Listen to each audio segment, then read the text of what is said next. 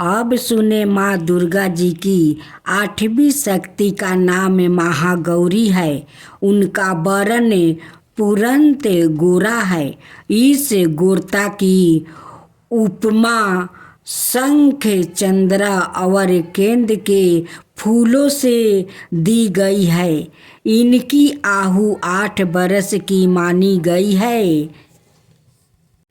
अष्ट वर्षों भावभेद गौरी इनके समस्त वस्तुओं और आभूषणों आदि भी सवत है। इनकी 4 भुजाएं हैं। इनका वाहन वृषभा है।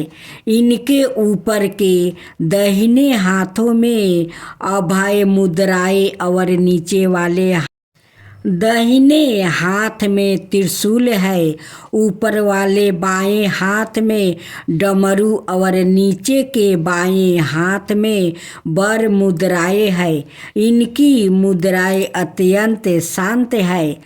अपने पार्वती रूप में इन्होंने भगवान शिव को पति रूप में प्राप्ति करने के लिए बड़ी कठोर तपस्या की थी। इनकी प्रतिज्ञा थी कि वर्द शंभु अनाय देव महेश्वर है। गौस्वामी तुलसीदास जी के अनुसार भी इन्होंने भगवान शिव के वरण के लिए कठोर संकल्प लिया था। जन्म कोटि लगी रंगल हमारी, बरहु शंभु नातो रहूं कुंवारी। इस कठोर तपस्या के कारण इनका शरीर एकदम काला पड़ गया। इनकी तपस्या से प्रसन्न और संतुष्ट होकर जब भगवान शिव ने इनके शरीर को गंगा जी के पवित्र जल से मल कर धोया, तब वो विद्युत प्रभाव के समान अत्यंत कांतिमान गोरा हो उठी। तभी से इनका नाम महागौरी पड़ा। दुर्गा पूजा के 8वें दिन महागौरी की उपासना का विधान है। इनकी शक्ति अमोघ और सद फलदायिनी है। इनकी उपासना से भक्तों के सभी कलमश धुल जाते हैं। उसके पूर्व चिंतित पाप भी विनष्ट हो जाते हैं। भविष्य में पाप संताप धैर्य दुख उसके पास कभी नहीं आते। वो सभी प्रकार से पवित्र और अक्षय पुण्यों का अधिकारी हो जाता है। माँ गौरी का ध्यान स्मरण पूजा आराधना भक्तों के लिए सबर विधि कल्याणकारी है। हमें सदाए इनका ध्यान करना चाहिए। इनकी कृपा से अलौकिक सिद्धियों की प्राप्ति होती है।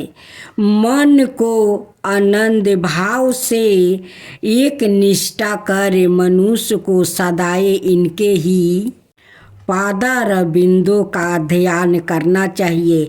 यह भक्तों का कष्ट अवश्य ही दूर करती है। इनकी उपासना से अर्तजनों के अस्भाव कार्य भी संभव हो जाते हैं। अत इनके चरणों की चरण पाने के लिए हमें सबर विधि प्रयत्न करना चाहिए। पुराणों में इनकी महिमा का प्रचुर आख्यान किया गया है। यह मनुष्य की विरचितों को सत्य की ओर प्रति करके असत्य का विनाश करती है। हमें प्राप्ति भाव से सदाए इनका शरणागत बनाना चाहिए। भक्तजनों, नवरात्रि पर आप लोग भजन सुने। अगर हमारा भजन अच्छा लगा हो तो इस कमेंट बॉक्स पर माँ दुर्गा जरूर लिखे। हमारा चैनल को सब्सक्राइब कीजिए।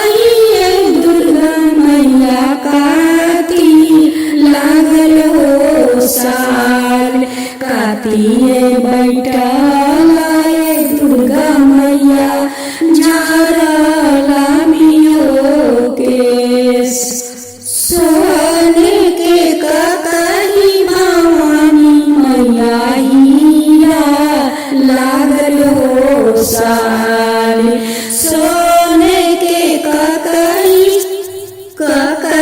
दुर्गा मैया टूटी गईले हो साल रुसी गई हमारी दुर्गा मैया भाई हो करो दे रुसी गई हमारी दुर्गा मैया भाई हो करो चली मैली सोनार दुआरवा होई के हो करो दे बैठल रहे सोनार दुआरवा पूछे लगली बात बैठल रहे सोनार दुआरवा पूछे लगली बात कौने हाथे गड़ल रे सोनारा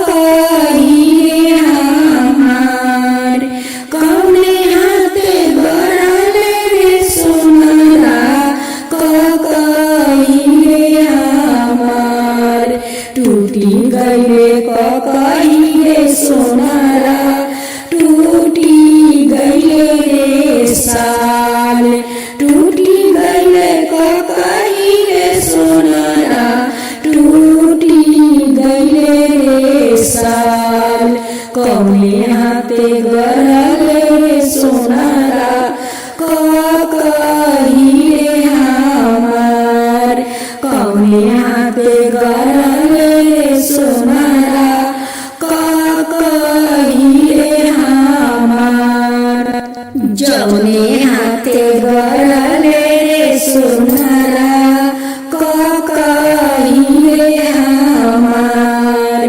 जौने हाथे गड़ल रे सोनारा कही रे हमार ओही हाथे लगाऊ रे सोनारा गुनावा रे तोहार ओही हाथे लगाऊ रे सोनारा गुनावा रे तोहार जांग तोरा पोछाऊ रे सोनारा चुआहू तोरे हाथ जांग तोरा पोछाऊ रे सोनारा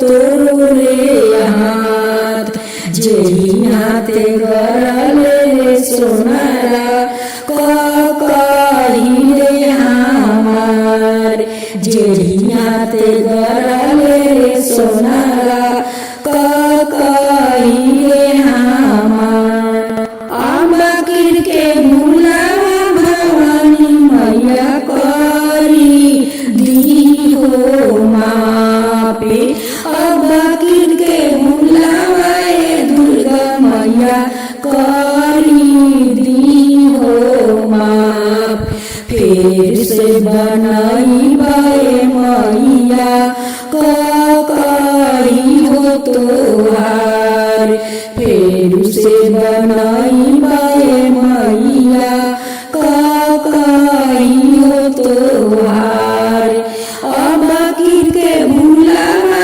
भवानी मैया करी दी हो मापे अबकिर के भूलावा दुर्गा मैया करी दी हो माप फिर से बनाई बाए मैया कही हो तोहार फिर से बनाई बाए मैया कही हो तोहार सोने के बनाई बाए मैया कही हो तोहार हीरे लगाई बाए मैया कही में हो सा हार सोने के मनई मैया कही हो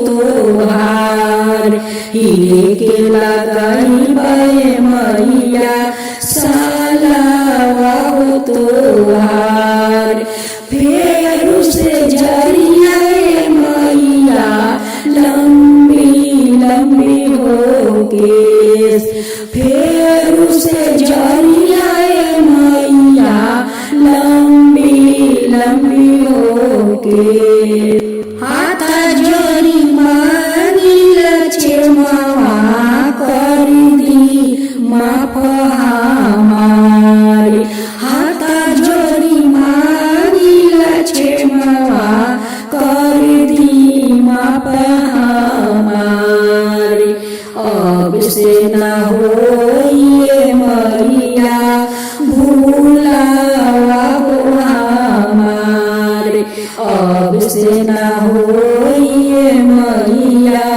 भूलावा हो हमार। दूसरा भजन।